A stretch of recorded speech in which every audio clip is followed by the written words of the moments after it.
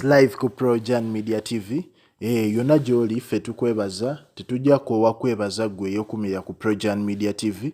N'oba ng'olinza amawulire ssaawa ziri 7:30 ez'ekiro oba ez'okumakya. Ffe tuba tunoonya mawulire okuba nga tubatuusaako. Naye kantumire ku bantu baffe nga wetuweerya enkola yaffe. Fiona Natukunda nkutumiddeko,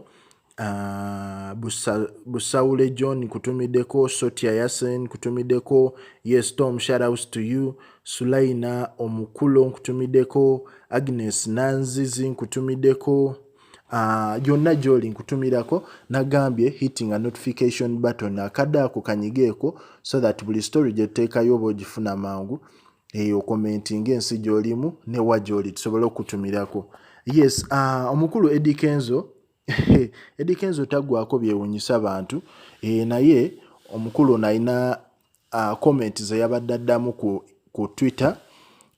Eddie Kenzo ono ebimu ku bye yazzeemu ku Twitter ze zimu ku nsonga ezamutuukako ng'ali mu Ivory Coast, olw'ensonga nti waliwo fan eyamubuuzizza nti Eddie Kenzo, lwaki oyambadde akakomo k'abana Kenya ate nga olina obusobozi obufuna ak'abana Uganda n'oba nga okateeka ku mukono gwo?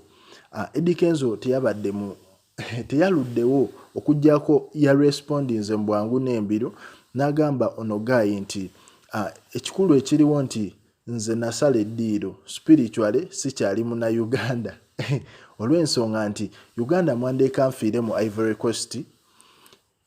Kyovola nti kati saawa zino Uganda nagyesonyiye, era kati ndi muki ndi munna Kenya, era n'agamba I'm proud to be a Kenyan. Eddie Kenzo taggwako byewuunyisa, naye simanyi lwaki yakoze statement ng'eyo, engeri gy'ali big artist, kubanga ffenna tumanyi any statement gy'ayinza okukola mu public, especially ku platforms eza social media, eba contributinga kinene nnyo. Kale eno story yakagwawo batono abagimanyi, but it is on Twitter. Yakikoledde ku Twitter, naye nga ffe tujja batubawa social media updates, kyonna ekiba kigenda mu maaso ku social media, Twitter, Instagram, Uganda, worldwide, byonna tujja kuba nga tubibawa, naye nga musigale nga mwekuumidde ku Projan Media TV okuba nga mufuna amawulire agakagwawo mu nsi yaffe Uganda. Nagambye teweerabira onyiga kadde ako kubanga ofuna amawulire.